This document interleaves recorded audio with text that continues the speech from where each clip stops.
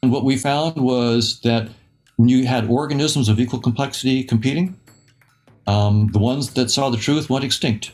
They didn't reproduce nearly as fast as those that saw none of the truth and just were tuned to the fitness payoffs.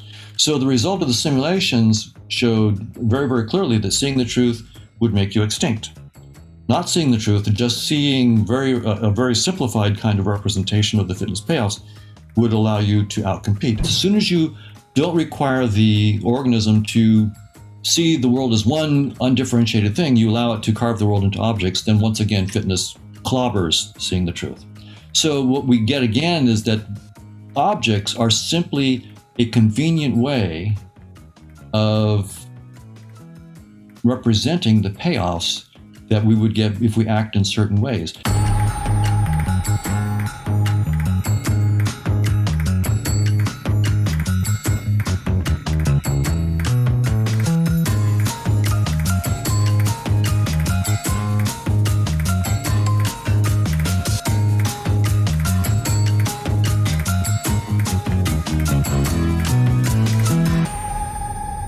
Hello, everybody, and welcome back to Chasing Consciousness. So today we have the great pleasure of exploring a user interface theory of reality. Now, since the invention of the computer, virtual reality theories have been gaining in popularity, often to explain some difficulties around the hard problem of consciousness, which we covered in episode 1 with Sue Blackmore, if you want to get a full analysis on all of the issues around this question of subjective experiences. But also, they're used to explain non-local anomalies that we see coming out of the fields of physics and psychology, like quantum entanglement or out-of-body experiences, both of which we've got devoted episodes on. So do go back and check those episodes if you want a full breakdown on those two particular phenomena. As we're going to hear today, the vast majority of cognitive scientists believe that consciousness emerges from matter, and that virtual reality theories of sort of science fiction, or woo-woo as it's often derided in science. And one of this podcast's jobs is to look at some of these woo-woo claims and help the public to separate the wheat from the chaff, so that the open-minded among us can continue exploring the fringes whilst being able to sort of understand where the threshold lies between evidence-based and just wishful thinking. So you can imagine my joy when a hugely respected cognitive scientist and user interface theorist who can cut through the polemic and the orthodoxy with calm, respectful, evidence-based argumentation agreed to come on the show. And that is the one and only Donald D. Hoffman. Hoffman's a full professor of cognitive science at the University of California, Irvine, where he studies consciousness, visual perception, and evolutionary psychology using mathematical models and psychophysical experiments. His research subjects include facial attractiveness, the recognition of shape, the perception of motion and color, the evolution of perception, and the mind-body problem. So he really is perfectly placed to comment on how we get a sense of reality. Hoffman has received a Distinguished Scientific Award of the American Psychological Association for his early career research into visual perception, the Rustum Roy Award for the Chopra Foundation, and the Trolan Research Award of the U.S. National Academy of Sciences. So his recognition in this field is absolutely clear. He is the author of The Case Against Reality. Almost everything we talk about today is contained in that book. Visual Intelligence, another of his books, and he's also co-authored with Bruce Bennett and Chetan Prakash, the Observer Mechanics, the book Observer Mechanics. Now, I have had intuitions that the physical world could be understood more efficiently as a shared representation rather than actual physical space, since when I first studied computers when I was a teenager. So having the chance to finally speak to someone about this who's such a legend in the field, so well respected, is a massive honor.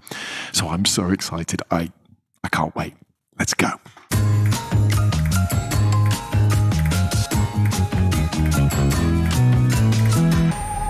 Dr. Donald Hoffman, welcome to Chasing Consciousness. Thank you so much for joining me. I'm completely and utterly overexcited.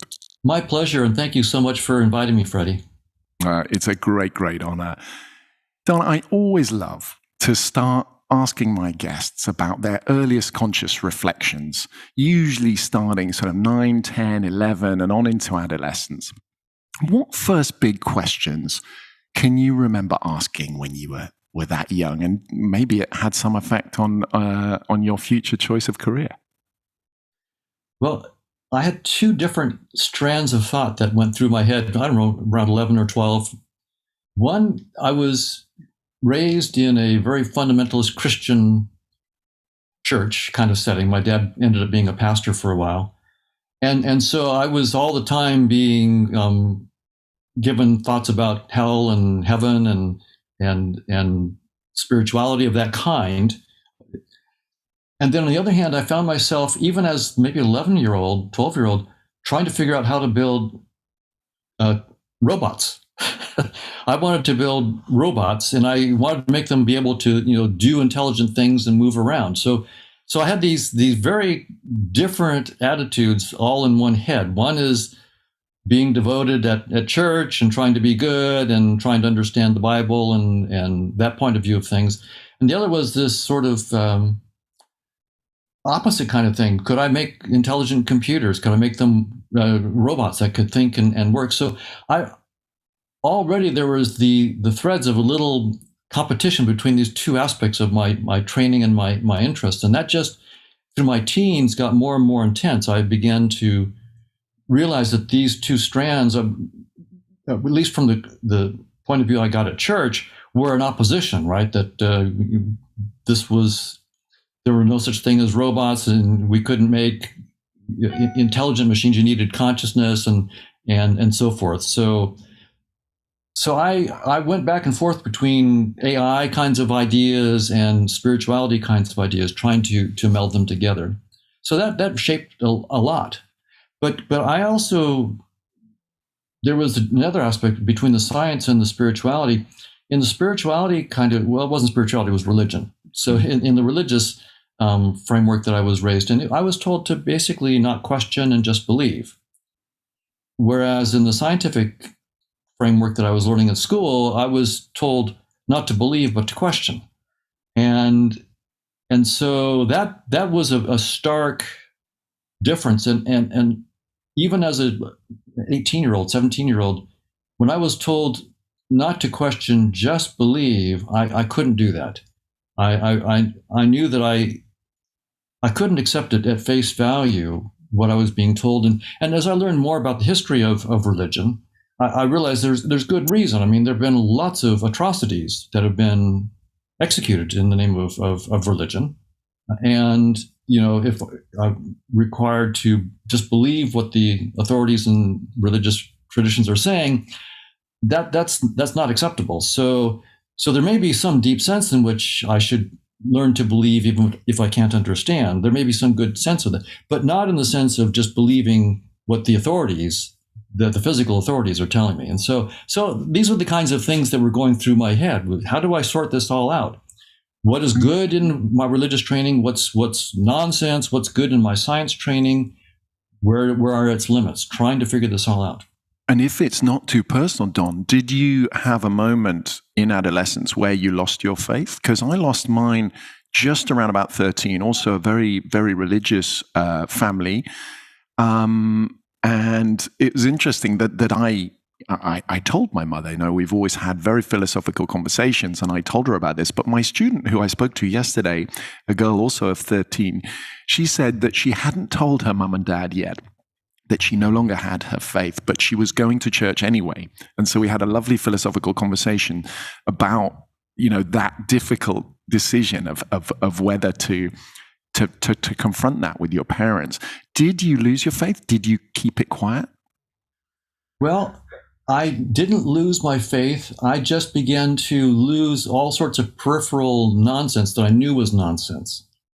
So when I had a pastor, I asked him a question that was an important intellectual question when I was 17 or 18. And when he flat out told me, don't think about it, just believe, I knew that was nonsense. That I knew was complete nonsense. But I didn't pin the entire religion on him. I just pinned that on him.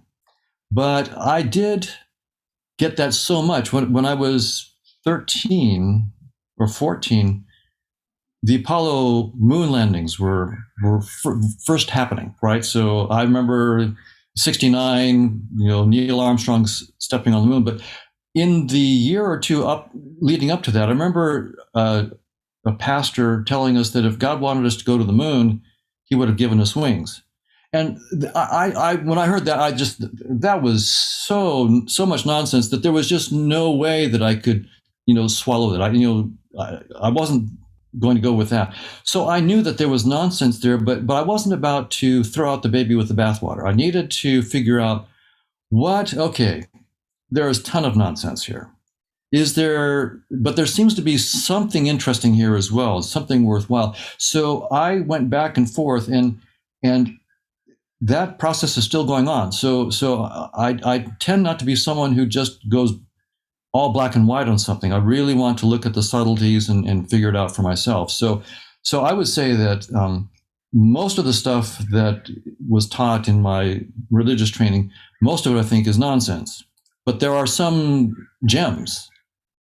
Now, Yes. Let's hit it. Before we introduce your user interface theory of consciousness, we need to first understand Darwin's theory of evolution by natural selection in the context of our perception of the outside world. Now, you argue that the evolution of our perception has been geared towards adapting for fitness, i.e. survival, rather than seeing the world as it is in its true form. Can you talk us through this very important precept for your whole theory? Right. So the theory of evolution by natural selection that Darwin gave us is a beautiful theory. And the way Darwin talked about it, and the way it was talked about for many decades afterwards, is in physicalist terms, right? There are space and time as fundamental entities, the way it's put out. There are organisms that are competing for resources, and those that compete better than the others, that are more fit in the sense that they survive long enough to reproduce more than the others. Their strategies will and their offspring will go into the next generation with higher probability. So the way it's put out typically is a very physicalist framework. One reason why religious traditions reacted so strongly was because it did take physicalism very, very seriously.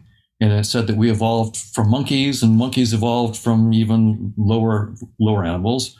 In some sense, that seemed to contradict that we're created in the image of God, a religious point of view, at least a Christian religious point of view.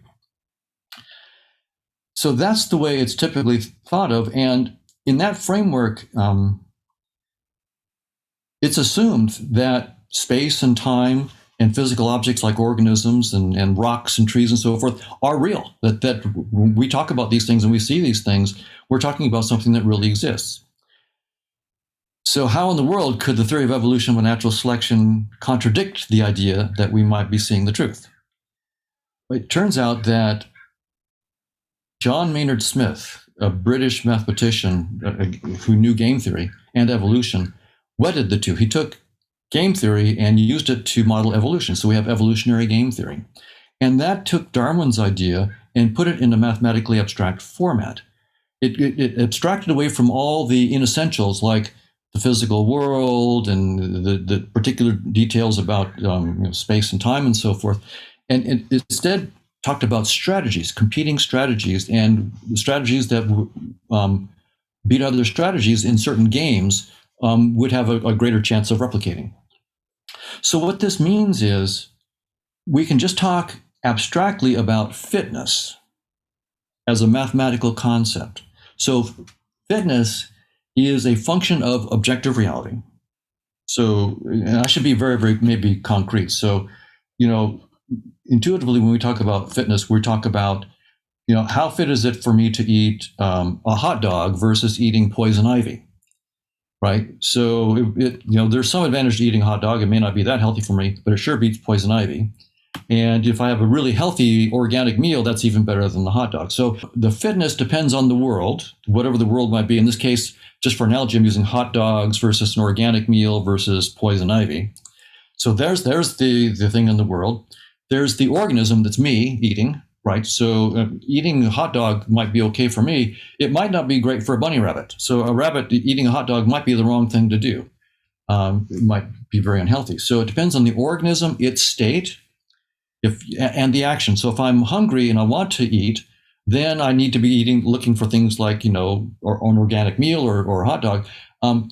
If I'm looking to mate, then a hot dog is no good, right? That it has no fitness payoffs for that action. So we get this idea from evolutionary theory that fitness is a function, is a mathematical function, and it depends on the organism, like Don Hoffman versus a rabbit versus a cow, its state, hungry versus sated, for example, and the action.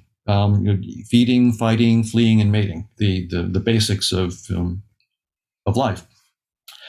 And so we can then look at these functions from some abstract world, whatever that world might be. We don't have to know what the world is. We can just say, let the world be the set with some structure. And then we can actually look at these fitness payoff functions. And so we can then ask a very interesting question. Will evolution by natural selection shape organisms with sensory systems that report the true structure of the world that they're in? What is the probability that evolution by natural selection would shape sensory systems to report truths about objective reality? That's a clean technical question. It turns out, you might think, how could you possibly answer that question? It's a clean mathematical question in evolutionary theory. So we can run simulations and we can prove theorems. And so we've done both with my team, and I'm happy to mention Chetan Prakash and Manish Singh. And I definitely wanted to come to that next. So if you can mention it now, I know that in your lab you've modeled digital simulations to compare these two possibilities. Tell us how you designed that simulation and what you set out to demonstrate. Right. So early on, I set it out with some graduate students of mine, Justin Mark and Brian Marion, and then later on others as well. And the idea, we used evolutionary game theory first to just write down some mathematical equations to see what would happen. Sorry, a little aside for the listeners, Don. It's the first time this has come up on the show. What do you mean by game theory? Okay, so game theory is a theory about how to win at games, basically. So if you are playing chess, what are different strategies that you might use to win at chess? Can you have strategies that would always win or that would lead to ties and so forth? So anytime that you have games where you're competing, you can then ask about different strategies. Should I move my queen out there first? What about if I do this kind of gambit with my pawns or whatever it might be? So you can just look at different strategies. Or in interacting with people, do I want to do tit for tat? If you do something bad to me, should I just do something bad to you, or should I forgive you? So there's different strategies that we have in our social interaction, and you can look at the behavior and social interactions in a game theoretic framework as well. That's what you were doing here with these simulations. You were setting up two parallel games, trying to work out if I was set up with all of the abilities to learn exactly how reality was versus if I was set up just to survive, so to mate, to feed, to fight, or to fly away.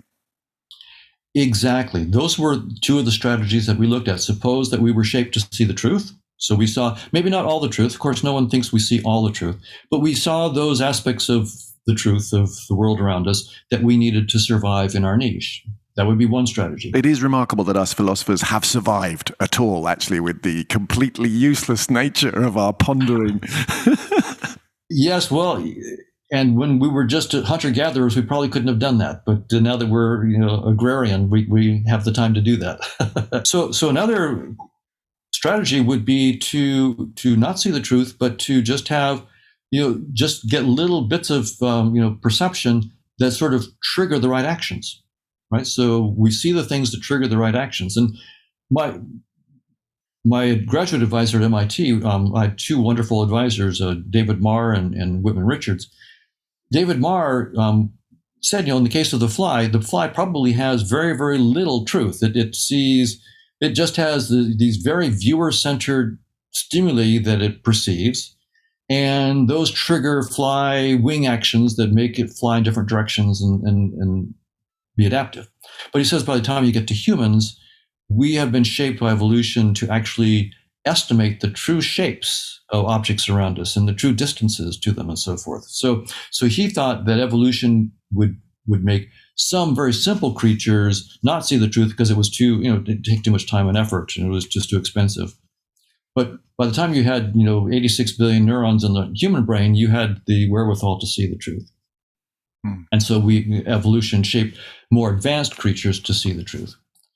Well, the nice thing is we don't have to wave our hands. We can run the simulations and we can prove theorems. And the one key idea is this. Evolution does not specify any constraints on what these fitness functions could be, right? So the payoff, say the fitness payoffs are from 0 to 100. 0 means it's going to kill you. 100 means it's the best thing possible for you. So whatever the state of the world is, and for my action and my, my current state, I'll get a fitness value between 0 and 100. Okay. Well, being 5,000 meters underwater is a 0 for Don Hoffman. That's a 0. That's going to kill me. But for a benthic fish, it's perfect. So you can see that the payoffs really do, they're not absolute. They depend on the organism, its state, and its action. And it's in case after case, what you find is the probability is 0 that a randomly chosen payoff function will preserve a structure in the world. Precisely 0. So, in other words, the probability is 0 that the payoff functions that govern our evolution, in particular that govern the evolution of our sensory systems, the probability is 0 that those payoff functions even contain information about the structure of the world. So if the payoff functions do not contain information about the structure of the world, then we can't be shaped by those payoff functions to perceive the structure of the world. The information isn't there. That makes perfect sense. And so you plug this into your simulations, and who came out on top? Those geared to see things as see the world as it was, or those to see it for their payoff functions? Well, my student Justin Mark and Brian Marion did these simulations, and Justin in particular did these genetic algorithm simulations. And what we found was that when you had organisms of equal complexity competing, the ones that saw the truth went extinct. They didn't reproduce nearly as fast as those that saw none of the truth and just were tuned to the fitness payoffs. So the result of the simulations showed very, very clearly that seeing the truth would make you extinct. Not seeing the truth and just seeing a very simplified kind of representation of the fitness payoffs would allow you to outcompete. Now, there's been some recent work, some colleagues at Yale have been trying to do this where you throw thousands of fitness payoffs. Okay, and so this is very interesting new work that we're doing. And I'll just mention that what we've done in response. So what they thought was that if you have, in their case, I think 20,000 different payoff functions, then because there were so many different random payoff functions, we wouldn't be tuned to the payoffs, we would just be tuned to the truth. But it turns out that if you allow the organism to group those payoff functions into ones that are similar, this is called clustering. So you create what we would call our objects, where an object is sort of a unit that captures a whole bunch of payoff functions that have a similar structure. And when we do that, then we find again in our simulations very, very clear that we get the opposite of the Yale results. As soon as you don't require the organism to see the world as one undifferentiated thing, you allow it to carve the world into objects, then once again, fitness clobbers seeing the truth. So what we get again is that objects are simply a convenient way of representing the payoffs that we would get if we act in certain ways.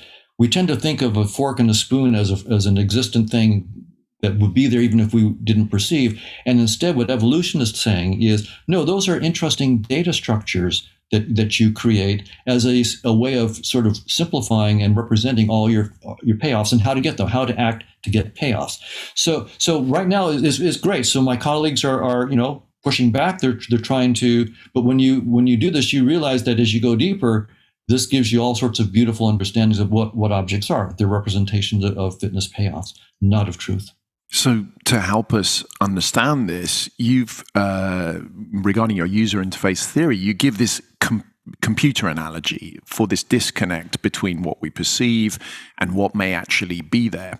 And the analogy is that this hidden reality is like the hardware on a computer, so transistors and diodes and silicon chips, etc. And what we perceive is much more like the computer's interface, so, say your desktop.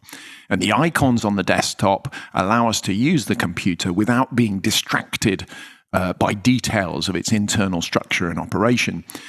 Now, in the past, Don, you've said that more than 95% of your cognitive neuroscience colleagues maintain that consciousness emerges from the matter of the brain. And some of them, like our previous guest, Anil Seth, also argue for us being in some kind of disconnect from true reality, in a controlled hallucination, as Seth puts it, characterized by the same evolutionary constrictions you've just described. But they argue this without refuting the mainstream assumption of the primacy of the physical world. This is so important, Don. Can you describe for the listeners how you make the jump from the world not being quite as it seems, as Seth and others will agree because of problems with perception, to our perceptions being completely 100% divorced from reality, like an interface is from its hardware? Now, you've touched on it just there, but just to get into more detail, specifically, what evidence do we have to doubt that the world isn't at least close to the way we perceive it? That it's actually nothing like it at all, as you argue? Right. So I think the best evidence we have are our best scientific theories, right? So we have to ask, what do our best scientific theories, namely evolution by natural selection and also quantum field theory and general relativity, what do our best scientific theories tell us about the nature of space and time and physical objects? Do those theories entail that we should take our objects seriously? I see a fork, there is a fork. I see the moon, there is the moon, and it would exist whether or not I perceive it.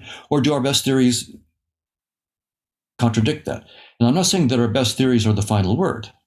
So I'm not saying that I'm doing this because I think evolution by natural selection is the true final theory or quantum field theory is the true final theory. Not at all. It's just that they're the best theories we have so far. So that's what we have to go with. We have to take what our best theories now entail and be very, very serious about that. And so evolution by natural selection tells us very clearly the probability is zero, that any sensory system of any organism has ever been shaped to see any aspect of objective reality except for the probabilistic structure. That's it. As you just explained, yeah. That's right. So that's, now again, you could argue that evolutionary theory in its current form is not the final theory. I'm perfectly open to that. Of course, we don't have a better theory. So until we have a better theory, we've got to go with it. So that's we can't throw away the reason why so many of us, including me, take evolution by natural selection seriously is, even if it's incomplete, what it can explain is incredible. It's very, very powerful. Evolutionary psychology is one of the deepest insights into human psychology that you can get. So an evolutionary theory just explains so much about the biological world. So, even if it's not the final theory, we have nothing even close to it to compete with it. Now, in physics, you might say, well, look, evolution is one thing. Being a cognitive scientist, that the physicists will surely tell you that the moon is there and physical objects are there and space and time is there. I mean, so I don't care what you say about evolutionary theory. The physicists will be happy to put you in your place. But the physicists say no such thing. What the physicists are saying, and I'm talking about Nima Arkani Hamed and David Gross and others, there's several who are saying this. Space-time is doomed, is what they're saying. Space-time has been the fundamental framework of physics for centuries, ever since Newton, for at least, possibly before. Physics has been about what happens inside space and time. But our best theories in physics now, quantum field theory wedded with gravity, tell us that space-time cannot be fundamental. And let me go into a little bit more on that. Don, perhaps you could approach it from the point of view of general relativity, so sort of the Einstein perspective, and then the quantum field theory approach, because they're obviously these are two theories that haven't yet been reconciled. So I imagine let's just take them as two separate ones for now, although the fact that they can't agree is very telling. Yes. Now, Einstein himself thought that space-time was fundamental, that we could see objective reality. And his theory of gravity, general relativity, is the paradigm of classical mechanics. And Einstein thought, in a 1935 paper, he put out this hypothesis that if you could, without disturbing a system, predict with probability 1 what you would measure when you measured it, then there has to be an element of reality that exists prior to your measurement.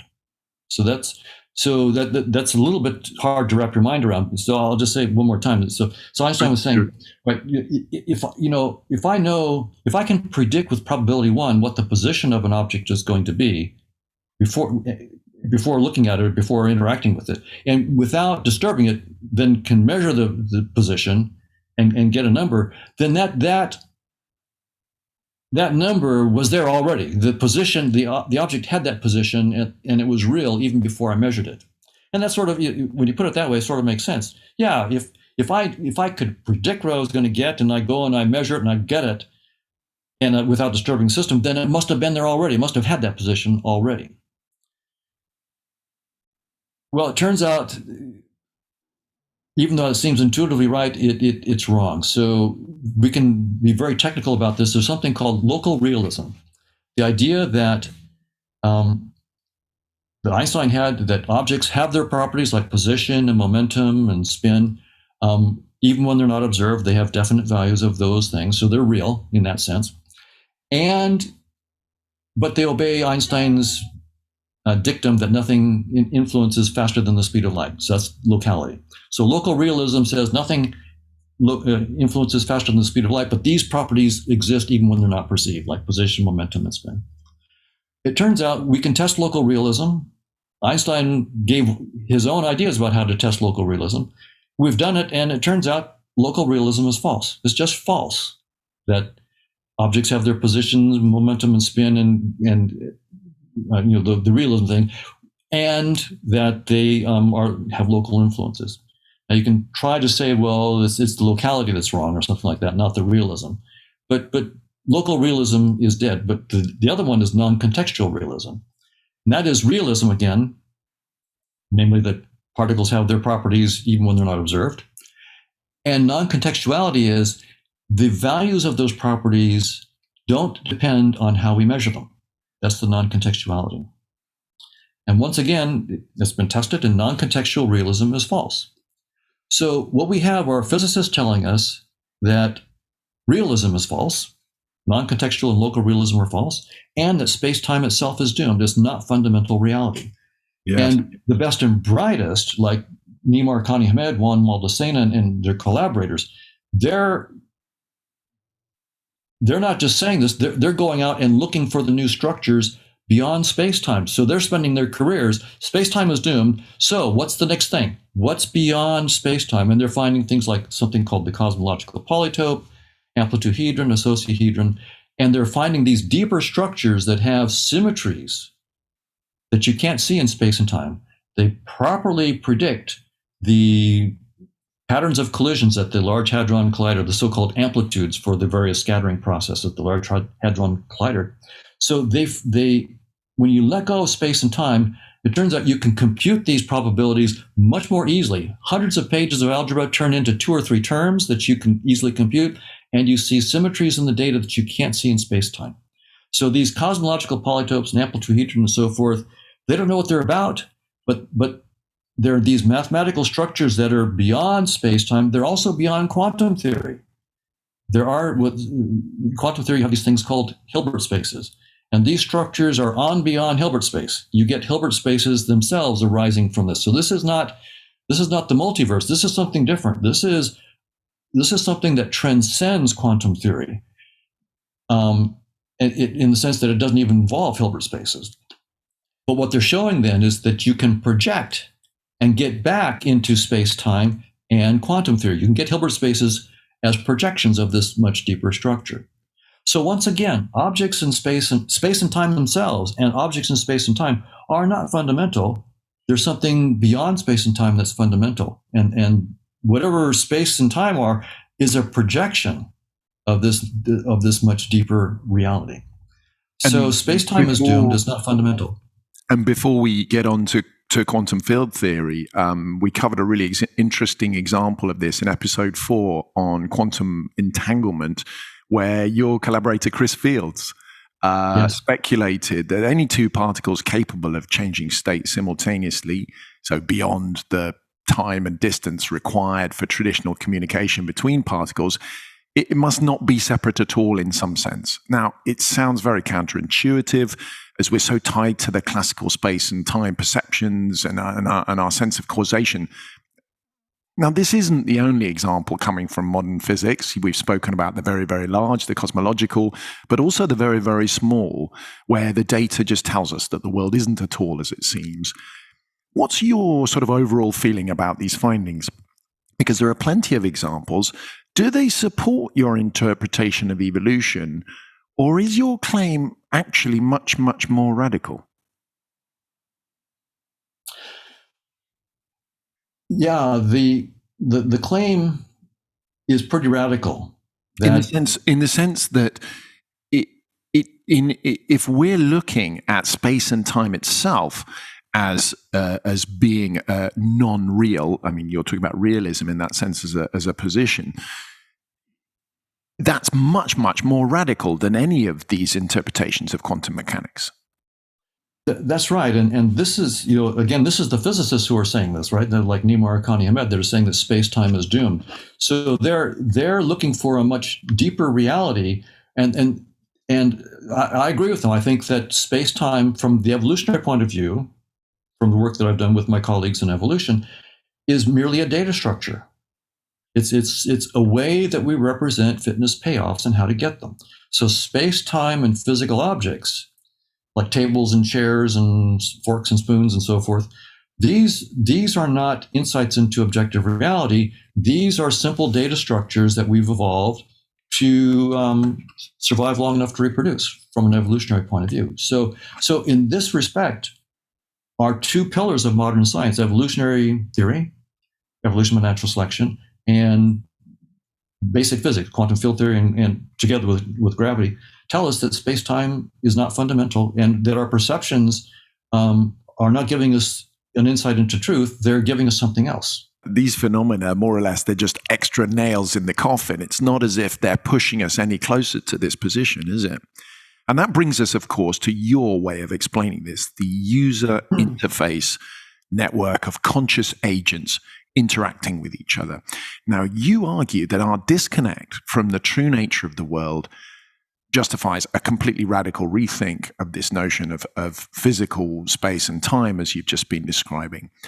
What evidence do we have that space and time and physical objects are themselves more like desktop icons? Because you actually argue, probably the most controversial thing of all, that space and time emerge out of the interactions between conscious agents. Can you describe how you arrived at such an extraordinary conclusion? Right. So the question is, if evolution didn't shape us to see the truth, then what did it shape us to see, and why? Right? If we're not seeing the truth, and a lot of my colleagues will just have a knee-jerk reaction. They'll go, look, if you think that you're not seeing the truth, go stand in front of that train. You'll see that it is the truth, and it'll kill you. So if you disbelieve it, just go stand in front of the train. So they would sort of dismiss this out of hand. If you don't perceive the truth, then you won't be around. But that's clearly not the case. I mean, that's a misunderstanding of evolution by natural selection. And So the question is there some kind of metaphor that can sort of help our intuitions? So it's not the theory. So I don't want to the metaphor I'm about to give is not evolutionary theory, but it's a way to understand what evolutionary theory entails. But the fact is we have the theorems. So if you just want to stick with the facts, it's a theorem that the probability is zero that sensory systems are shaped to see reality. That's just the fact of evolution by natural selection. But here's an interesting metaphor. Think about if you're playing a game of virtual reality. You put on a headset, and say it's Grand Theft Auto, and it's a multiplayer Grand Theft Auto, and you're playing with someone in China and someone in Europe and so forth, and you see someone driving, a friend of yours driving a red Camaro. Okay, well, so you're driving along, and you turn your headset over there, and you see the red Camaro. Then you turn over there, and you no longer see the red Camaro. Now, is there really a red Camaro there? Well, not really. I mean, when you look over there, you get photons being sprayed to your eye from your headset, and you create the red Camaro. There's no red Camaro. There's some supercomputer, right? That's running this virtual reality game and sending electronic signals to your headset and the headset of your friends around the world. But if you looked inside that computer, you wouldn't see any red Camaros in there. You'd see diodes and resistors and voltages and magnetic fields. There's no red Camaros in there. So I create the red Camaro when I look over there, and then I delete it. I garbage collect it in a computer science term. I just throw that data structure away. So, but nevertheless, you might say, well, I've got a steering wheel, and if I use the steering wheel, I know how. If I turn the steering wheel to the right, I will go in the way I want to, and if I turn it to the left, I'll go a different way. And by playing with the steering wheel and the gas pedals of this virtual game, I can win the game or lose the game. So I have to take them seriously, right? What I do with my steering wheel, I might crash and burn and so forth in the game. So I have to take it seriously, but there's no real steering wheel, right? It's again, I see a steering wheel when I look, and then I delete it. So I create it in the act of looking, and I delete it when I look away. So it's what evolution gave us was a virtual reality game headset, effectively. When you play the virtual reality game, you're really toggling voltages in some computer in this metaphor, right? There's voltages and magnetic fields in some supercomputer. And you could imagine saying, okay, I want to just deal with the truth. So you get some geek in there with, the tools to toggle the voltages, and they're actually playing with reality, but they won't win the game, right? Because when I turn the steering wheel, I'm toggling voltages at millions of times per second, right? Without having to know that that's what I'm doing. I'm just turning the steering wheel, but what I'm really doing in reality is millions of operations per second. The guy with the probing the voltages and trying to change them, but he's never going to do it in fast enough. He'll lose the game. And so that's the idea. Evolution gave us a headset, a virtual reality tool that lets us control the reality, even though we're completely ignorant about the nature of that reality. It gave us tools to stay alive, not to see the truth. And those are two separate things. You don't need to see the truth to stay alive. In fact, knowing the truth will make you extinct because, the guy trying to win the game by toggling the voltages cannot keep up with someone who's got this user interface that lets you toggle millions of them per second without knowing that you're, in fact, doing that. We've got this other element, which is your user interface analogy, quite similar to a sort of social media platform in that sense, that we're all sort of consciousnesses floating around looking to interact. And therefore, we have this perfect idea, which is space-time generated as an interface in which we can communicate. Tell us a little bit about that analogy. Exactly. A lot of that more as we get into the metaverse, right? Where we'll have this virtual space where we all can go into. But right now on your desktop, right, if you're writing an email and the icon for the email is blue and rectangular and in the middle of your screen, you wouldn't think that the email itself is some blue rectangular thing in the middle of your computer. And anybody who thought that just misses the whole point of the user interface. The interface is not there to show you the truth of your computer, like the diodes and resistors. It's there to hide all that truth, and it lets you control it without even knowing what it is. Most of us have no idea what's going on inside of our computer. And if we had to toggle voltages to send an email, our friends wouldn't hear from us. So that's what evolution has done. It's given us a user interface that lets us interact with reality whatever that reality might be, and to control it, or at least to the extent that we need to control it, interact with it without knowing what it is. Now, there's a separate hypothesis about what I think that reality might be, right? So, from evolutionary point of view, all I can say is reality is nothing inside space and time.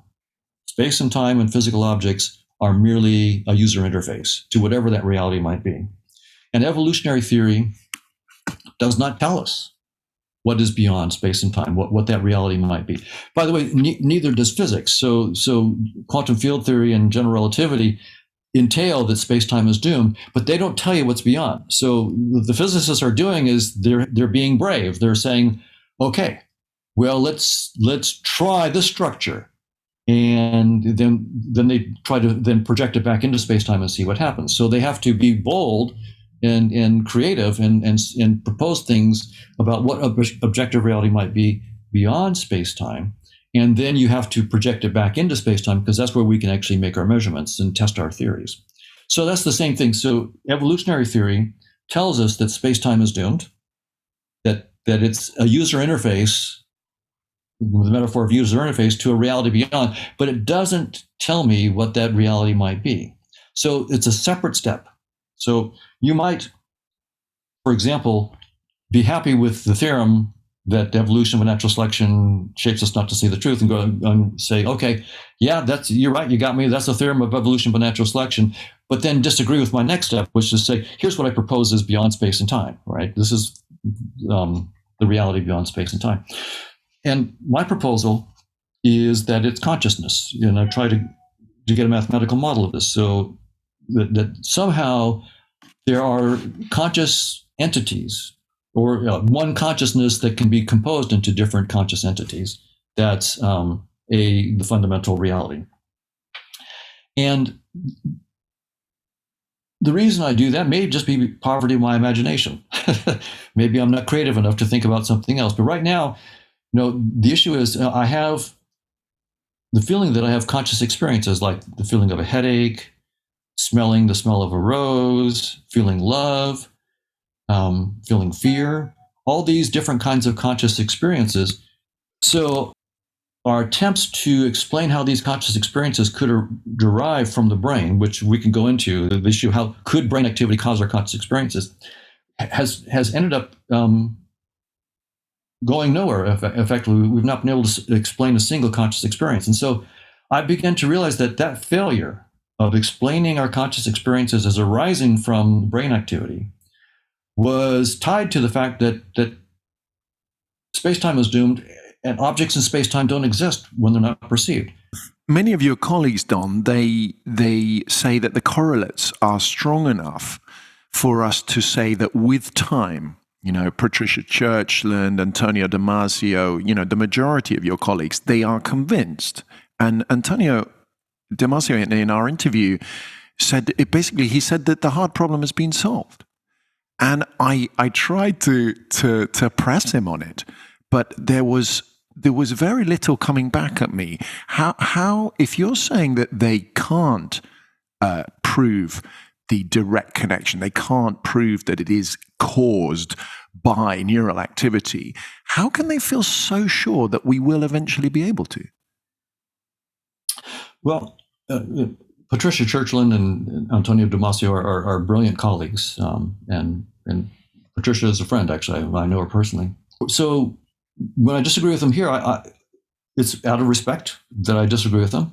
But my attitude is this: neuroscientists are still physicalists in the old sense of assuming that space and time and physical objects are fundamental reality.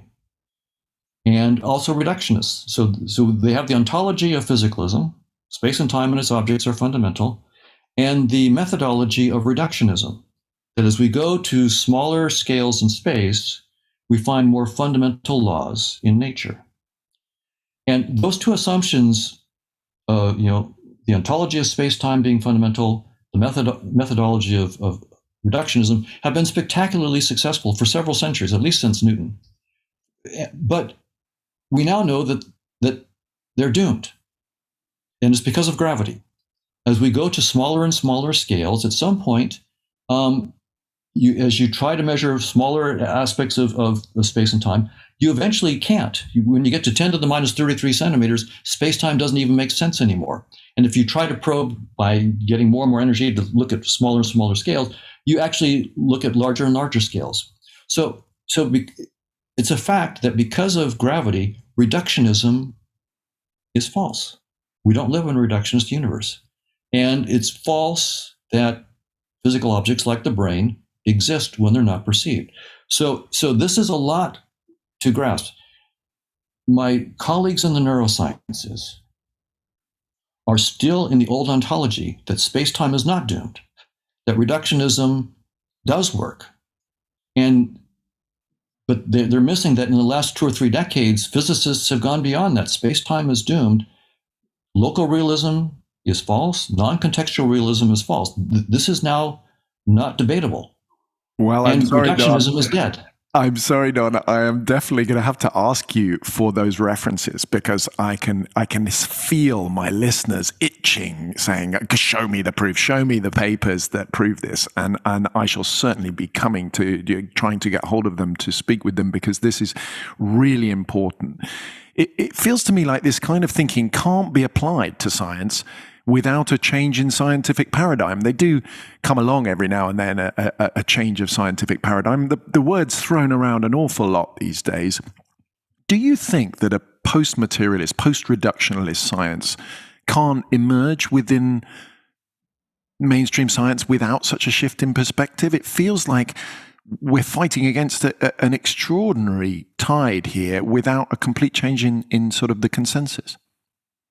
Well, we're already seeing the most brilliant physicists at the forefront of the field that have let go of reductionism and are going beyond it. So Nima Hamed, right, is very, very clear that reductionism is dead. So that's literally, I think, a quote from him. Reductionism is dead.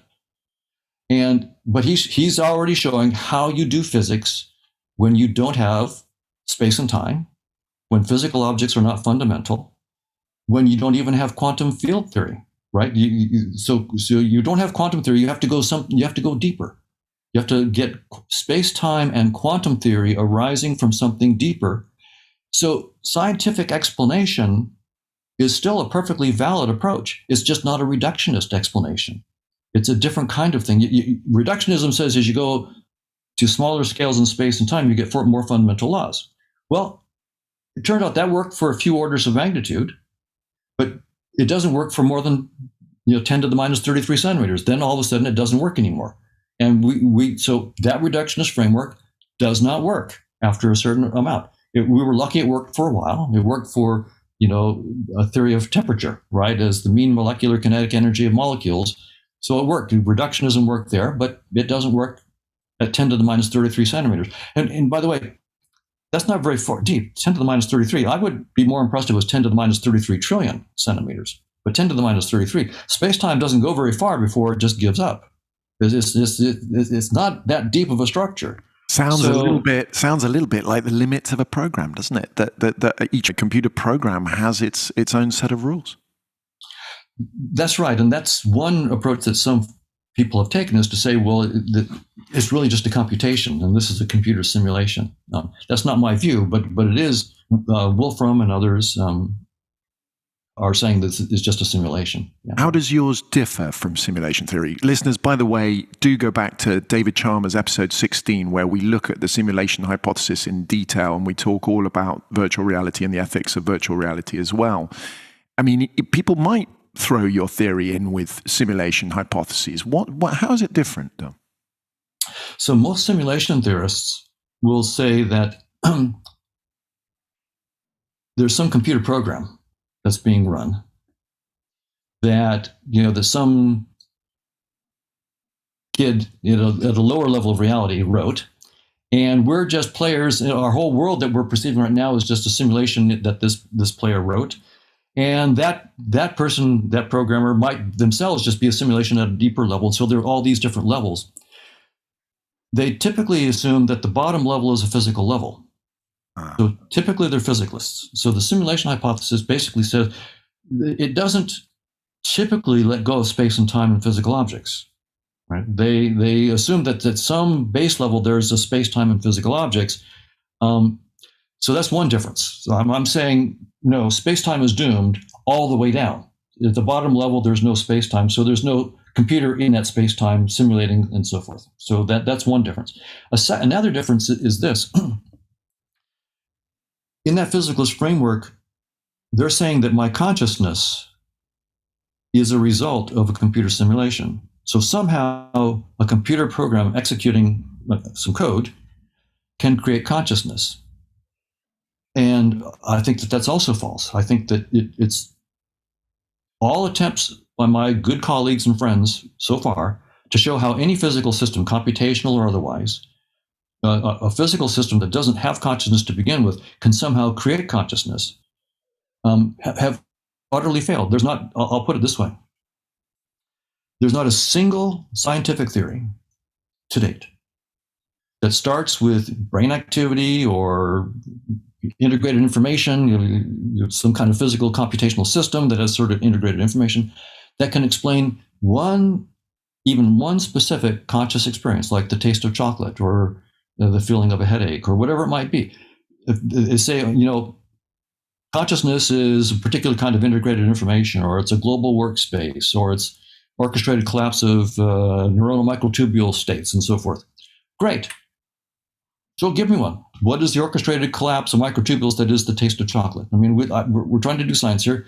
What specific conscious experience have you found that is the orchestrated collapse? And why does it have to be that orchestrated collapse is the taste of chocolate? Why is it impossible for that to be the taste of vanilla? But there's not a single one on the table. But this leads us to a panpsychist position, Don. I mean, inevitably, if consciousness is fundamental, if the physical world is emerging out of some sort of base consciousness, but you're not a traditional panpsychist. Where do you differ from that philosophical position? And again, I have very good friends who are panpsychists, Jeff Goff and Annika Harris and so forth. These are brilliant colleagues. But the panpsychist is fundamentally a physicalist. Space and time and fundamental particles, like electrons and protons, are the fundamental nature of reality. But in addition, they have, the electron has, in addition to its spin and charge and so forth, it also has a unit of consciousness. So they're not taking seriously what the physicists are telling us, that space-time is doomed. We really have to understand that space-time is doomed. Physical objects do not exist when they're not perceived. An electron does not exist and have a position and a spin when it's not observed, and therefore it doesn't have a unit of consciousness either. If it doesn't exist, then it doesn't have a unit of consciousness with it.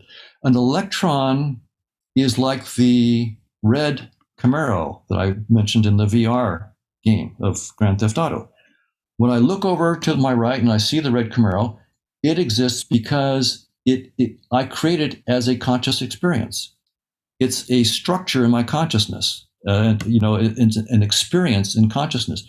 When I look away, that experience, like our garbage collector, I throw it away. It no longer exists. So it's not like I say, I'm not saying that Camaro has any real existence and properties, like a bit of consciousness, when I don't perceive it, because the Camaro isn't even there. So space-time and particles aren't even there when they're not perceived. So the whole foundation of that kind of panpsychism is just undercut by modern physics that says space-time is doomed. Those particles don't exist when they're not perceived. Now, this brings us, Don, to the maths. Something that you mentioned before is very, very important for you is to have a working theory. And in scientific theories, we need a mathematical basis for those to be able to make proper predictions. So tell me, how on earth do you assign mathematical values to conscious agents, and what predictions have you been able to make with those equations? Great question. We could maybe get an idea about what's going on here if you just think about what we had to do when we got a mathematical theory of space. So if I just ask you, okay, see the space around you, you can move your hands through space and so forth. I would like you to give me a mathematical model of space. You might go, well, how do you assign numbers to point, to space? What are you going to do? You do sort of like, you probably like, can I do that? And what would be the point? Would I learn anything by putting numbers to space? And which is probably why we for thousands of years, people didn't do it. And it wasn't until, very recently, the last 300 years, that we started actually putting numbers to space using mathematics. And we have first like the Newtonian space, which was an absolute space, an absolute time where it's the same for everybody.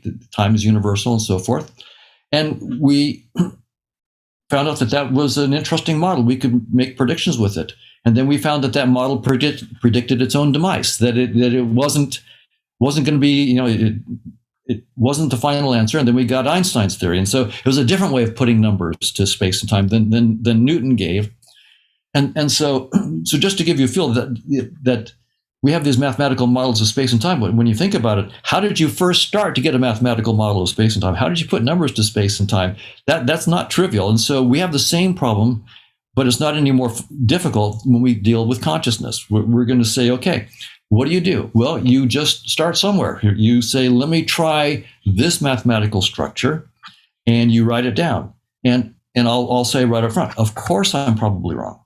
That someone as bright as Newton was wrong, right? And now space-time is not, space-time is doomed. So Einstein's wrong. So, that's just the way science goes. There is no final theory of everything in science.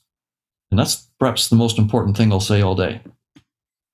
There is no final theory of everything in science. We will always be going after the next theory. And that's a principled aspect of how theories work, right? Every theory says, if you grant me these assumptions, then I'll explain these other things. But the assumptions aren't explained. The assumptions are assumptions. So you might get a deeper theory that explains those assumptions, but that deeper theory will have its own assumptions. And this is a necessary problem endemic to all scientific theories. They always have to make assumptions. So you have a theory of everything except your assumptions, but those assumptions are everything. That's where all the beef is. And so we'll never have a theory of everything. And that is going to be part of the important conceptual framework in which I deal with consciousness and trying to get a mathematical theory of consciousness. The idea that perhaps the entity itself, the consciousness, will transcend any mathematical theory is going to be an important aspect of how I think about consciousness and the relationship of mathematics to the consciousness. So that's why when I write down, the structure I wrote down is very, very simple. And we have a paper called Objects of Consciousness. If people want to see the math, if you just Google my name, Donald Hoffman, and Objects of Consciousness, you can see the paper. It's free online. You can see what we did. But at top level, the idea I said was this. Consciousness, there's lots of things to talk about in consciousness. It's complicated. What are the minimal aspects of consciousness that I think I need to model that might allow me to boot up a theory of all of consciousness? That's sort of the scientific idea. What is the minimal set of assumptions that I need to make that might allow me to construct a general theory? So the minimal set that I proposed with my colleagues, Chetan and Manish and Chris Fields and so forth, is that a conscious entity has experiences, a headache, for example, or a taste of chocolate or feeling of love and so forth. It takes actions based on those experiences, and its actions affect the conscious experiences of other conscious units, conscious agents. I felt the minimum that I could have. Experiences that inform some kind of action, which then affects other experiences.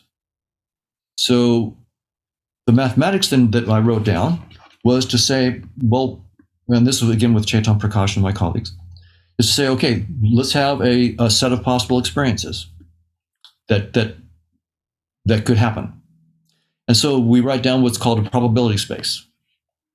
So this is a probability. So by probability space, if I just say, for example, if I'm going to flip a coin twice, what could happen?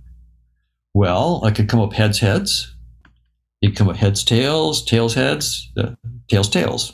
So that's the probability space. Those four entities, plus all of their unions and intersections, are the set of possible outcomes of the experiment of flipping a coin, right?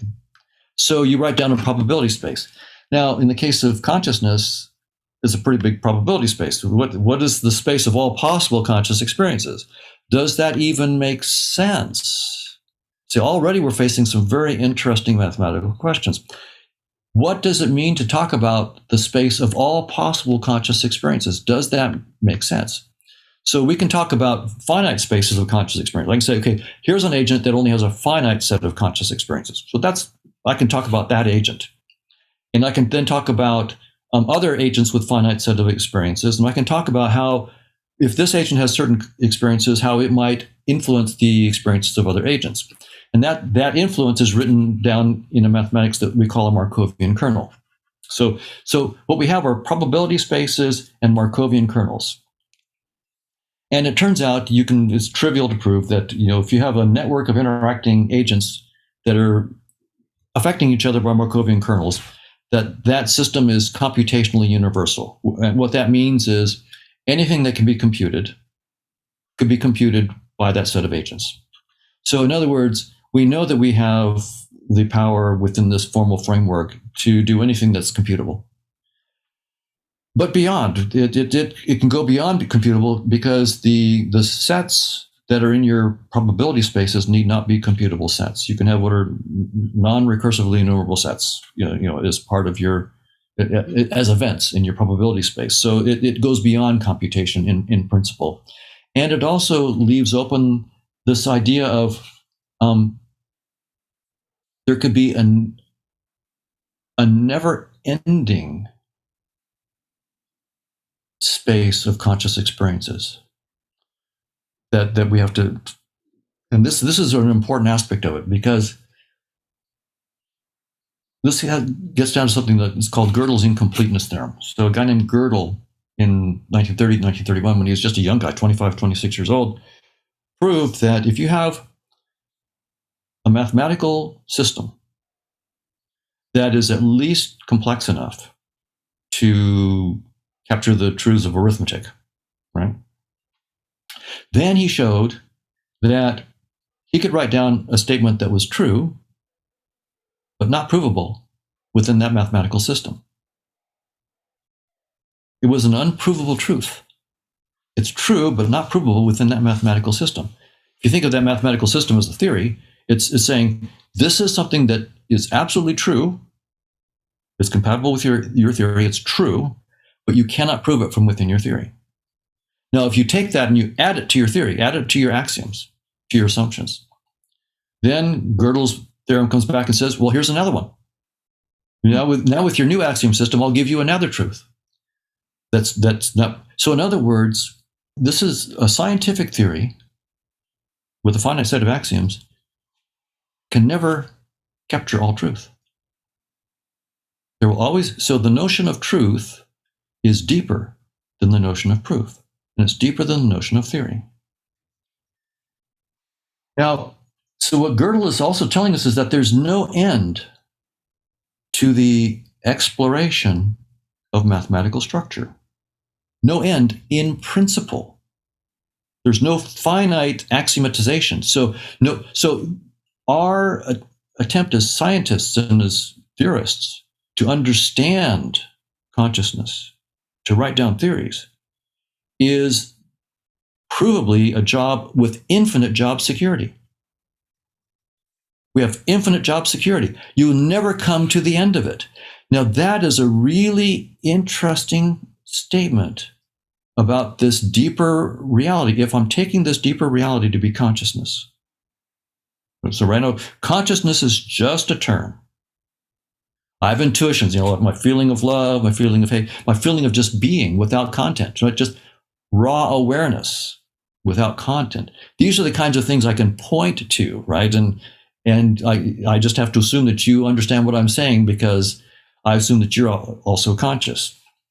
Just like when I talk about space and time, if you're blind and you've never seen the color red, good luck me trying to explain to you what the color red is. I mean, if I can point to a red rose and say that's what I mean by red, then you'll get it. But if you're blind, good luck. I don't know how to tell you what red is.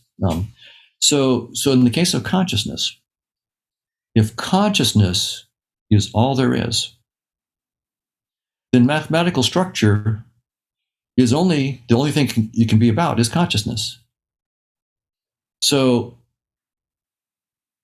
and why? So what is consciousness then about? So one of the deep questions you have to ask yourself when you have a theory in which consciousness is fundamental, you ask, well, what is consciousness doing and why?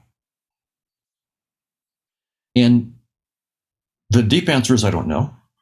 But the only answer that I've seen so far that is deep enough to at least be interesting does come from Gödel's incompleteness theorem. And it basically says that if consciousness is all there is and there's an infinite amount of mathematical structure, endless mathematical structure to explore, that means that there's an endless variety of possibilities of consciousness for consciousness to explore. And it's in principle never ending. And therefore, maybe that's what consciousness is up to. Consciousness is about the endless exploration of the possibilities and the varieties of consciousness. And that's what consciousness is doing. And from that point of view, what you and I are just different projections of consciousness into virtual worlds that consciousness is making up to explore. And so here we are in this space-time universe, which seems vast, right? The nearest star is several light years away, and the nearest galaxy is millions of light years away. That's the nearest galaxy. And the visible universe is billions of light years across. And it has hundreds of billions, maybe trillions of galaxies. So there's this mind-boggling framework that we're in, the space and time. The varieties of this, and what we're learning as conscious entities is, as vast as this is nothing. This is just one of countless things that consciousness can come up with. In other words, consciousness explores all these different things. It allows itself to get lost in them, to completely immerse into them. And then it wakes up and it says, I'm not just a physical body. I'm not just neurons. I'm not just space and time. I am that which creates space and time. I am that which transcends space and time. And consciousness wakes up. And then it moves on and does something different. And this is never ending, that consciousness is, in some sense, exploring all of its possibilities, but exploring them seriously. It allows itself to get lost, to lose its self-understanding in the exploration, and then to slowly wake up, to realize, oh no, I'm not that. I'm not just my body. I'm not just a brain. I'm not just space and time. I am that. It's like some ancient scriptures from India, the Upanishads say, not that which the eye sees, but that whereby the eye can see. Don, I was just about to mention the Upanishads because it sounded so similar what you were saying there. And these are certainly very, very compelling, and mystical traditions from across the world, completely unconnected mystical traditions have spoken in similar terms for many, many centuries. But Don, I've got to pull you back to the question about predictions, because you're so set, and rightly so, on the fact that we need a clear scientific theory, if we're going to get anywhere at trying to bring the scientific community towards these kind of precepts. So you did bang out some equations, and presumably you were able to make some predictions. What kind of predictions were you able to make? Well, so we have a mathematical model that people can simulate and explore from themselves. To make physical predictions that are going to really take the scientific community and make them take this seriously is going to take some effort. Now, let me tell you how I think we're going after this. The idea that I'm pursuing is that if we look at the dynamics of conscious agents, you can look at the so-called long-term behavior, what they call the asymptotic behavior of conscious agents. It's a Markovian dynamics, but you can look at it as asymptotics. And the pursuit that we're doing right now is I'm looking at that asymptotics. I'm trying to show how that asymptotic dynamics can plug into the kinds of structures that the physicists are finding beyond spacetime, like the cosmological polytope, the amplitude-hedron, and so forth. They then show how those structures project into spacetime. So the idea, to make a theory of consciousness give predictions in space and time that can be testable, like at the Large Hadron Collider, we would have this dynamics of conscious agents. We'll look at its asymptotic behavior, so that how the asymptotic behavior projects into structures like the cosmological polytope, the amplitude-hedron. Those then project into spacetime, so we get this long thread from conscious agents all the way back into spacetime. So you've got a kind of stepping stone in the mathematics of these colleagues that you've been referring to, which we are definitely, Don, you must send me these links because it sounds so central to everything we're talking about, just to the papers of those physicists. Now, I want to stay with maths, as I know that you're a huge fan. I know that you absolutely adore mathematics. Yeah. For me, it's a very useful bridge between the measurable of the hard sciences and the purely conceptual. Now, us philosophers get somewhat ridiculed by hard scientists for sort of flailing about and thinking about unverifiable whys. But theoretical physicists are daily inventing conceptual mathematical structures outside of the constrictions of space-time to sort of venture sort of deeper hidden realities. You mentioned Hilbert space is a good example. For an outsider, the proposing of these conceptual mathematical dimensions seems almost as much of a mental construct as any of the concepts from the social sciences, for example. And yet, because it's math, we sort of venerate it as high science as we do with the hard sciences and the funding flows. And don't get me wrong, listeners too, I love maths, and I think it's a very important bridge in bringing these, frankly, paradigm-busting ideas that we can permit us to push beyond these, I think, the sort of wall that we've reached with these deep physicalists' assumptions. Do you, like Galileo, believe that the Great Book of Nature is written in mathematical language? And perhaps more sort of controversially, is everything maths? Great question. So I'll talk about mathematics at two different levels here. First, just as a pragmatic tool, right? So as you pointed out, the religious traditions or spiritual traditions like the Upanishads and others have talked about these ideas that I'm talking about, but they've been talking about them for thousands of years, actually. But so they had deep insights from my point of view. I think that they were onto something. The problem is when you just use spoken language, it's a fairly crude tool for actually taking your insights and making them precise and figuring out what they imply. That's where mathematics comes in. And that's where, again, I think science and spirituality can really help each other. And in some sense, if this theory of conscious agents is on track and the ideas I'm pursuing are very much like various spiritual traditions, the Upanishads, Buddhists, and even mystical Christianity and Sufism and so forth, there may be some very, very deep connections.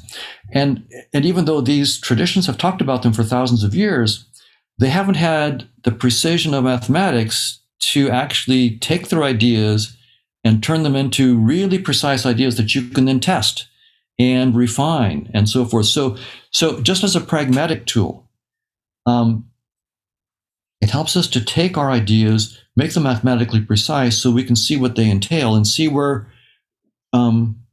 we didn't think things out. Often when we write down a scientific theory, we realize, oh, I didn't think about this, and the mathematics is forcing me to write something down. What do I think about that?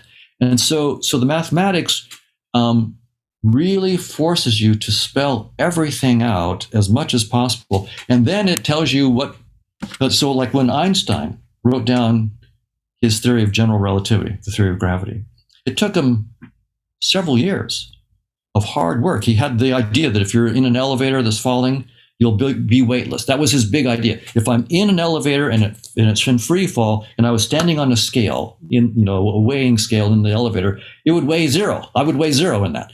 That was the big idea. But it took Einstein several years of hard work and learning mathematics and so forth before he finally wrote down the equations of general relativity in 1915. Right, so it's one thing to have the intuition that I'd be weightless in an elevator. That's the heart of the theory in some sense. But turning that into precise mathematics took several years. Now, when he wrote it down, the theory is in some sense smarter than the author, the person who writes it down. A year after Einstein published his theory, a guy named Schwarzschild was playing with the equations while he was on the front lines of World War I. So, wow.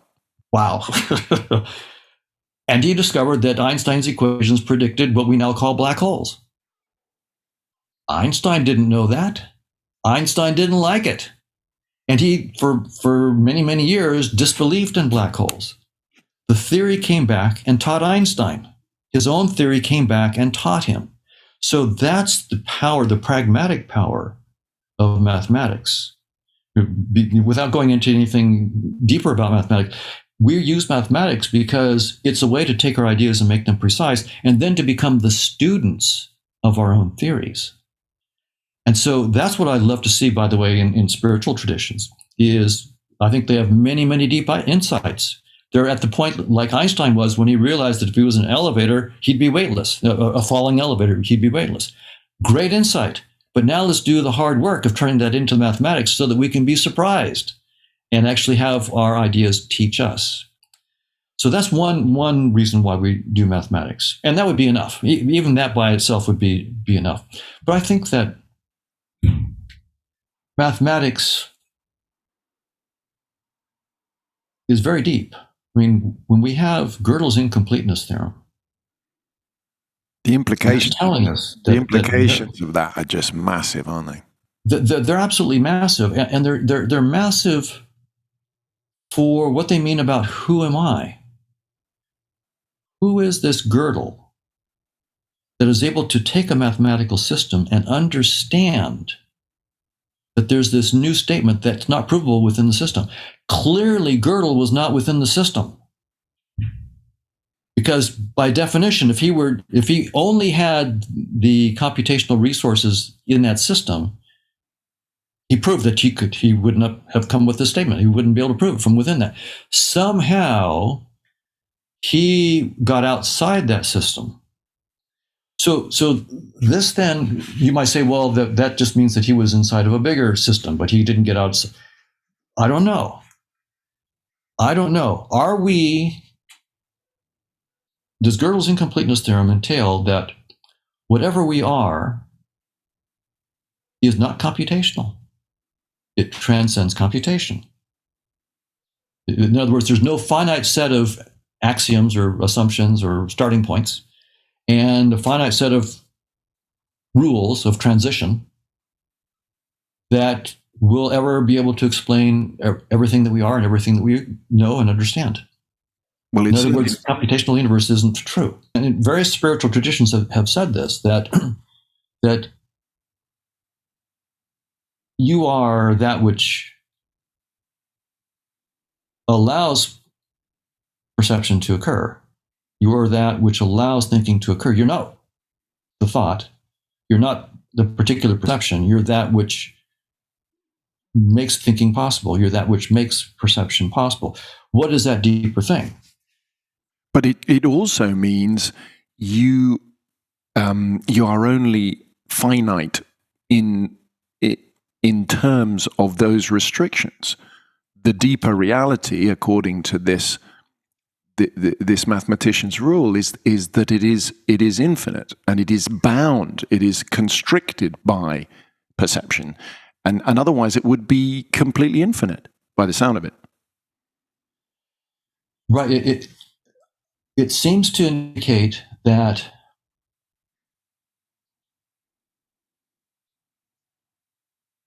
there's this unbounded intelligence that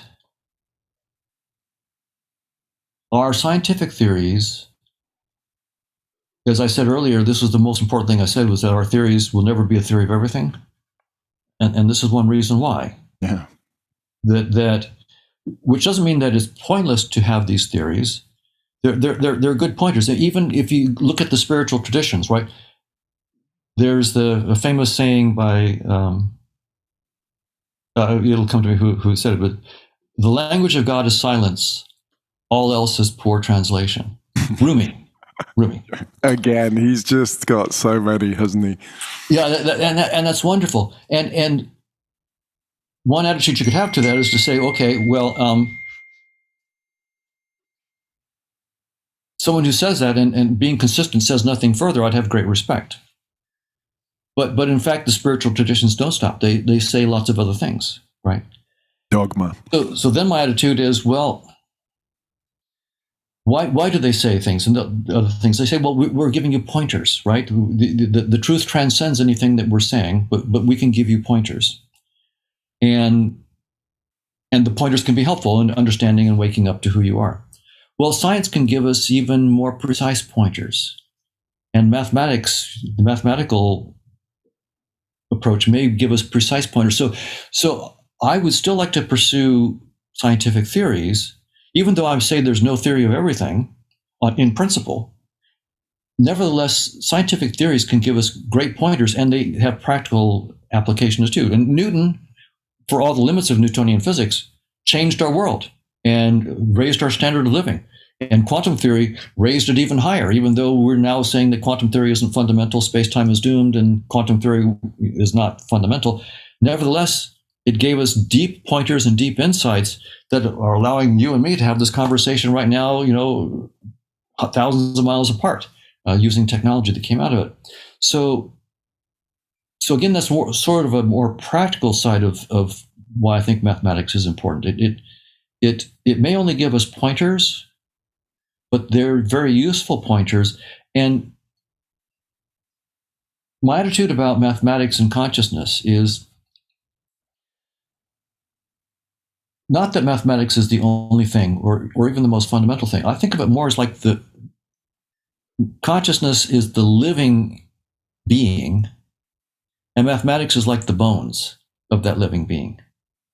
But it's an important aspect of that living creature in the sense that the mathematics itself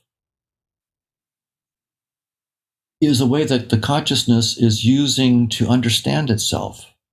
So here I am, now I'm going to adopt my framework full on. Here I am, consciousness, using mathematics with my colleagues to try to understand myself more deeply. And waking up, right? My aha experience came from looking at some mathematics. So this puts mathematics and my conscious being in this non-trivial, very interesting relationship. The mathematics is telling me something important about my structure. It's telling me that it's boundless, that there's no end to the possible structures for me to explore. It's providing tools that allow me to wake up to different aspects of myself. It's a bridge. To know what It's a bridge. It's a bridge in that sense.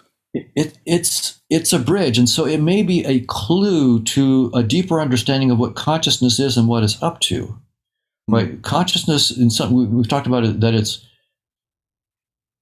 not a final static thing. It seems to be always endlessly exploring, in principle exploring, and always waking up. consciousness is always learning, and yet it's timeless. So to understand how that might be, and I'll just say again, using mathematics, how I'm trying to understand how that might be. One can have a Markovian dynamics of consciousness that is what they call stationary. The entropy does not increase. As the dynamics proceeds, the entropy remains constant. And so in that sense, there is no time.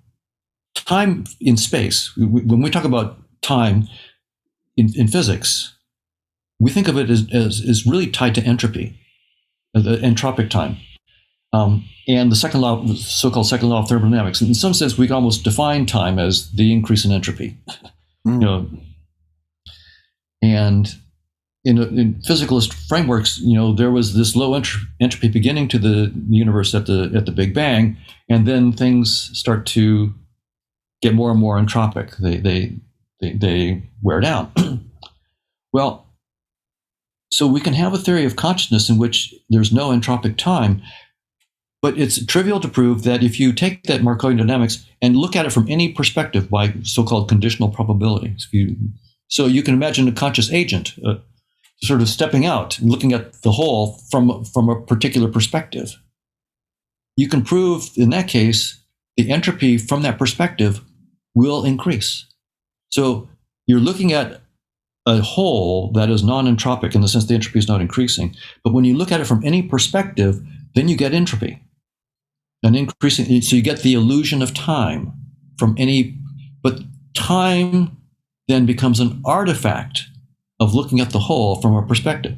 So is space. So space and time are artifacts of looking at the whole from a perspective. And we might be able to show that if you take a number of these different perspectives and look at how the entropy changes, the rate of entropy changes in each of those, and how the distortion of space changes, you might get back the Lorentz transformation and Poincare invariance and so forth. In other words, we might be able to show how some of the important symmetries of modern physics are really properties of the different perspectives that consciousness can take on itself. But the deep consciousness itself is timeless in this sense of no increasing entropy. One thing I really don't understand, well, a lot of things I don't understand, but one thing that really bothers me is the infinite exploration that seems possible here. How do I wrap my head around that? And can I wrap my head around it? It seems like Gödel is telling us that this thing is in principle never ending. And so there's this deep sense in which the fundamental being that I am, from this point of view, will forever transcend any theory. And I can never know it in the intellectual sense of knowing. I can only know it by being it. And this may be the new way that we really have to think about doing our science, is that we go into this being where we are this transcendent intelligence. And then we come out of it with insights that we can put into mathematics and scientific theories and get deeper and deeper pointers. But that process of self-knowing through deeper and deeper pointers is in principle never ending. So at some point, we're faced with the ultimate mystery, which is ourself, and yet I am myself. So I can't get the final story of myself, but I can be myself. And I can be in that self and then come up with deeper stories, never ending with deeper stories. And that's the job security of science. And also what we should be doing, I think, in a scientific spirituality. Spirituality has gone into the deep insights, but it hasn't had the language to take those insights out and turn them into things that we can actually realize that our concepts were wrong, right? We want to be disabused of where we're wrong, where we're deeply wrong. All of our theories are limited, but some of our theories are not just limited, they're just nonsense, they're wrong, right? So we want to avoid the nonsense. And so I would like to see that in the spirituality, this precision that comes where we can actually make progress in understanding, being, at least getting better pointers into being. But it's interesting to me hearing your bones analogy there. It reminds me of physicist Max Tegmark, in his radical take on the many worlds interpretation of quantum mechanics, believes that everything in existence follows a mathematical structure. So not so far from your point of view. How could such a similar assumption lead to a many worlds physicalist view and you to a virtual reality point of view, for want of a better word? Right. So Max is a brilliant physicist, and he has this idea that there are these different levels of the multiverse, and his level 4 multiverse is this idea that everything that's mathematically possible is in fact real. So this goes beyond just the quantum superpositions and so forth. This is anything that's mathematically possible is in fact actual. And but the way he puts it is that the mathematics is the fundamental reality, not the particular entities, the concepts and so forth that we might have about them. I kind of agree with him, just not the real bit. Right. It's so you can see my point of view is very, very different. When I was saying that consciousness or being is the ultimate living organic reality, and mathematics is the bones of it. And so there's this you can't live without your bones. It's intimately related to them. I think that many physicists and many scientists, we have assumed that space and time and matter are fundamental. And that really has been so successful that we it's hard for us to think out of this. When we see all these possibilities of mathematics, we're still thinking in terms of other, like, conscious-less physical universes that have all these different structures. And there's like 5 dimensions of space instead of 4, or a different kind of topology than we could ever imagine here, or all these different things, but they would all be these non-personal, non-conscious universes out there. And so many of my colleagues, and many of them good friends of mine or colleagues, will say that consciousness is an illusion, right? So I had a good conversation with Keith Frankish a couple of years ago, where there's a video with Keith and me talking about this, where Keith thinks that, along with Dan Dennett and many others, that consciousness and conscious experiences are simply an illusion. There's nothing but neural activity or physical systems and their processes, and some of those processes just give rise to the illusion of conscious experiences. And so I'm not sure that Max would say that consciousness is an illusion, but I think that many physicists, thinking about what he's saying, would take that a point of view that there is this impersonal, non-conscious multiverse, level 4 multiverse, with all these, anything mathematically possible is real, but it's real in a very different sense that I'm saying, that there's this being that the best words we can use to point to it are things like awareness and consciousness, not words like space and time, not impersonal things. And I think that's a pretty good separation. Thanks, Don. Now, another computer analogy works against this traditional emergence hypothesis of consciousness, one that's become termed as downward causation. Now, this is the work of South African physicist George Ellis, and he says that this is an argument for dualism, that consciousness couldn't merely have emerged out of matter. He uses the analogy of higher-order software downwardly causing changes in the hardware of a computer, something that actually we see the same bidirectionality between our bodies and our brains. Can this idea of downward causation, or does downward causation point us towards your consciousness first assumption? It could. I think that the framework that I've been working on with conscious agents has causation at all levels in some sense. Intercausation, we might say. Intercausation, that's right. So downward, upward, the whole bit. So in the models that we're building, when agents interact, they form also conscious agents at a higher level, but those conscious agents themselves have their own autonomous choices that they make, which then have a downward causation effect on the agents in what we call their instantiation.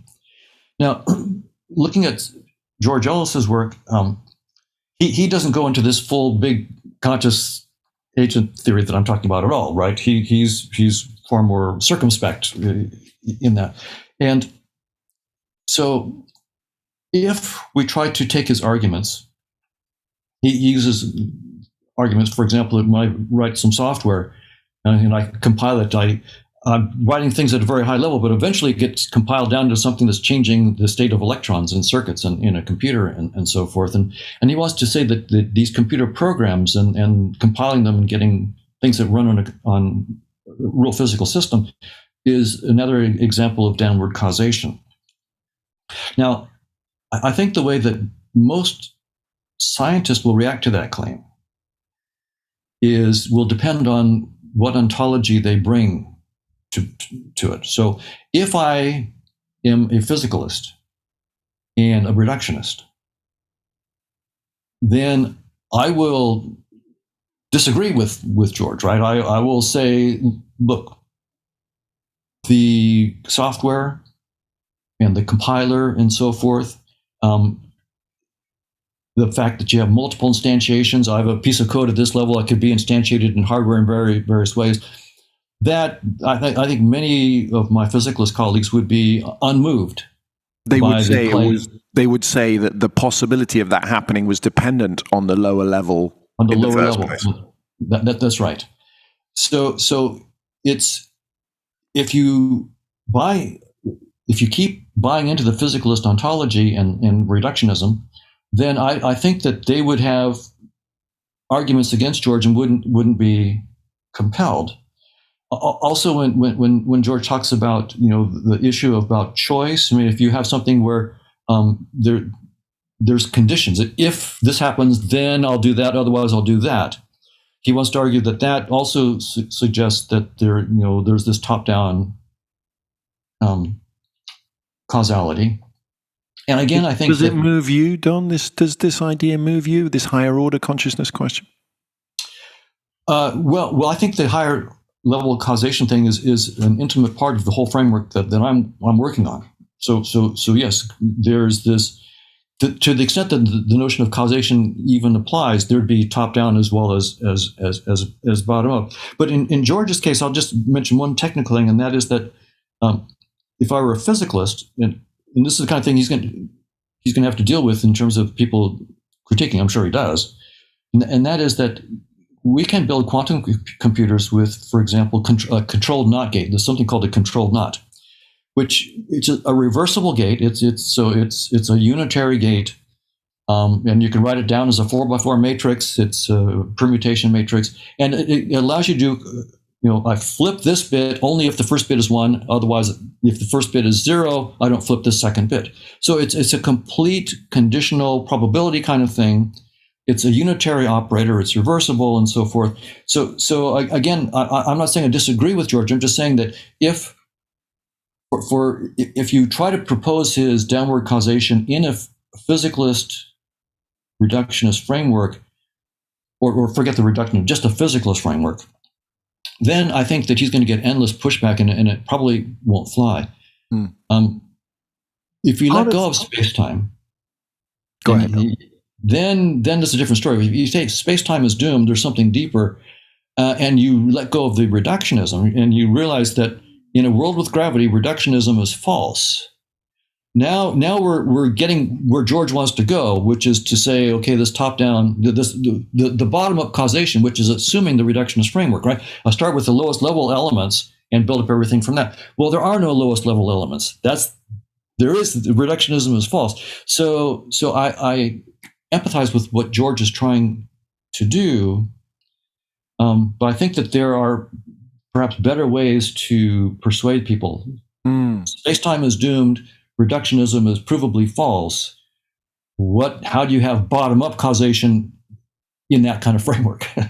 Absolutely.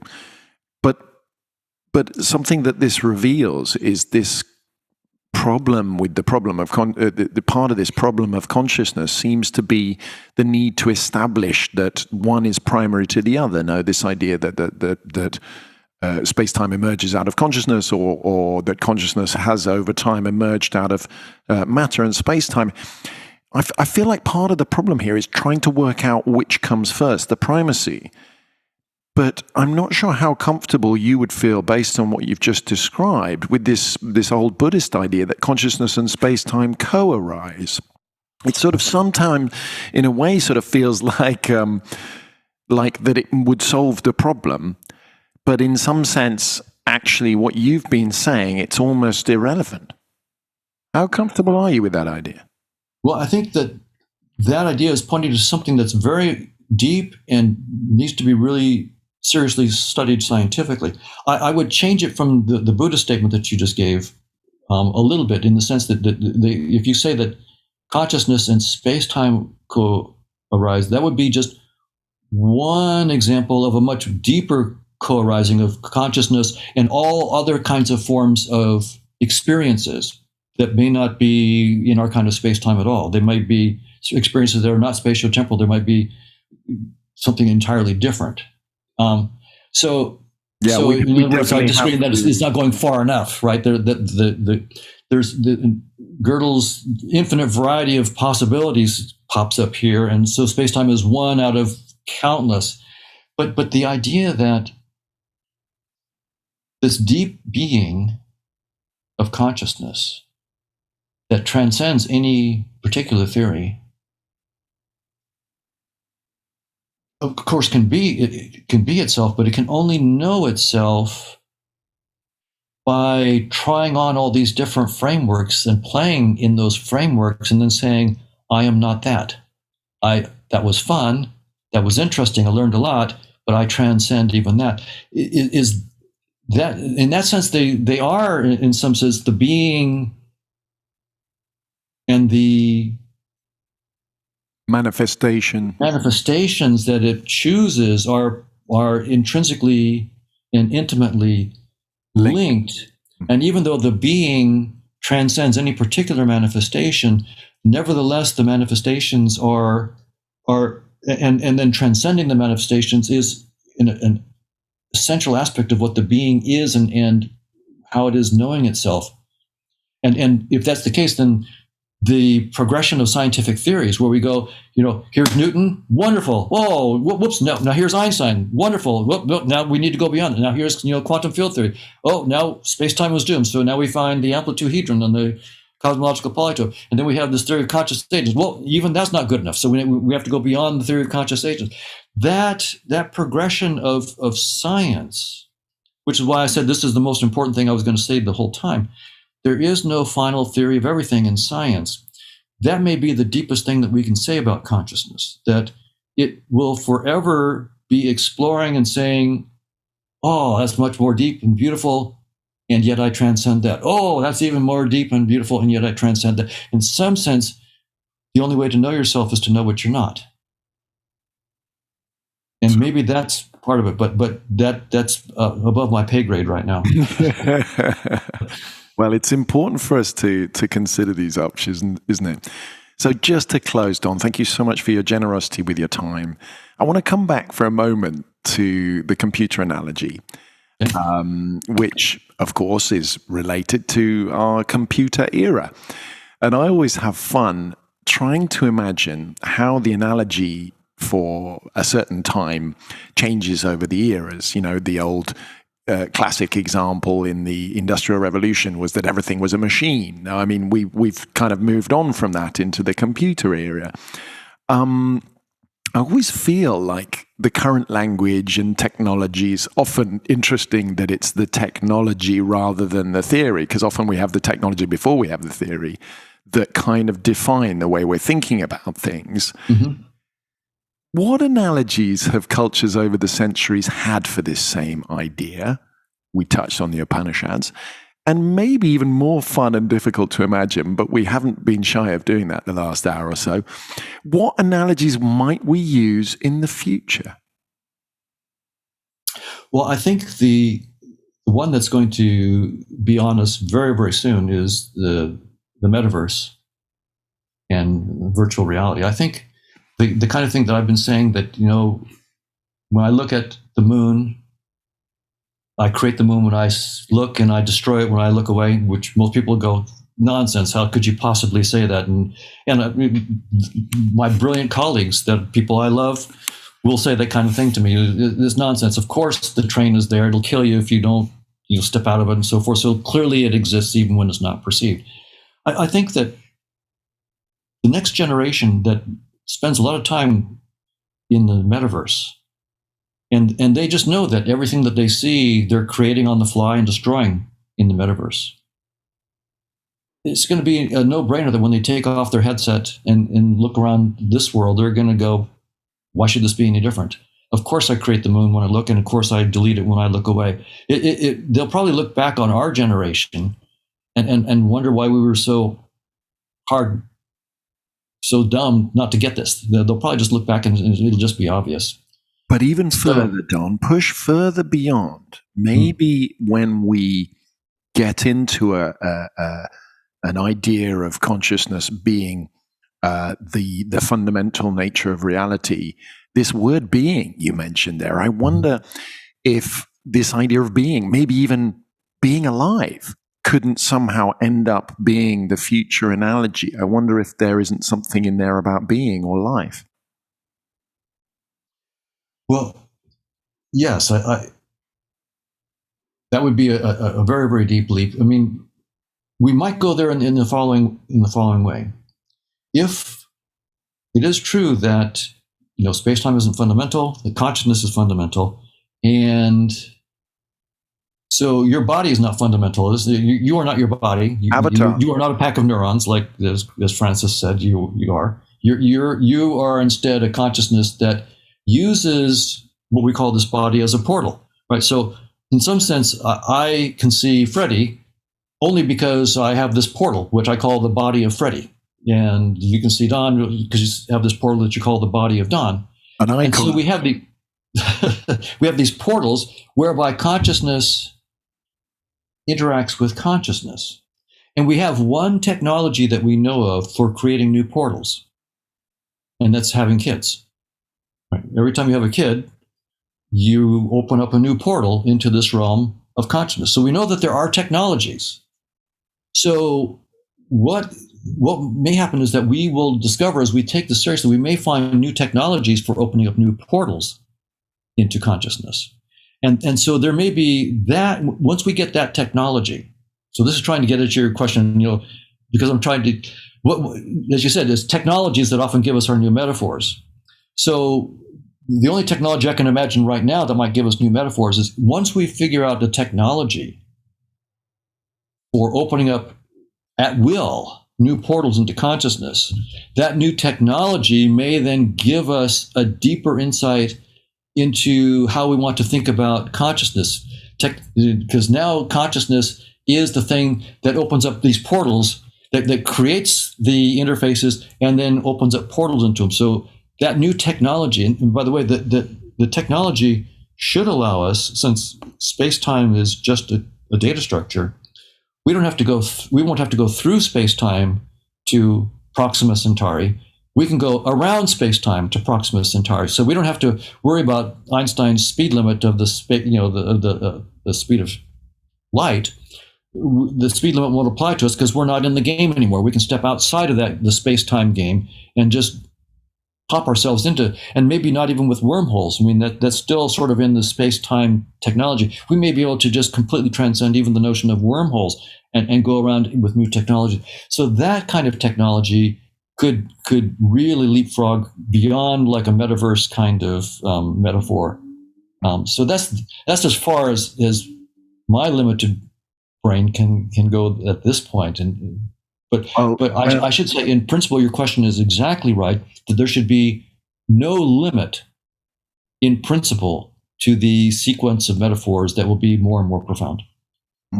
Well, Don, you certainly have not held back at all in showing us how unlimited your imagination and your ability to conceptualize these things has been. And I just, on behalf of all the listeners, thank you so much for being so open about your extraordinary free association and your ability to imagine these things, and that you're not, like so many university professors, you're not afraid to talk about it. And I just think that is the most extraordinary thing, to allow one's curiosity and one's philosophy to keep open and to stay searching, to allow that to be right at the forefront, even in a highly competitive professional field. I just find one of the most honorable things around. So, Don, on behalf of all the listeners, thank you so much for giving us such a lot of your time.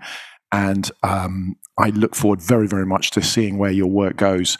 And we shall certainly be linking all of these extraordinary bits of research in the show notes, listeners. Thank you so much, Freddie. It's been a great pleasure. And thank you again for the wonderful questions that you've asked and the pursuit that you're doing. I really appreciate it.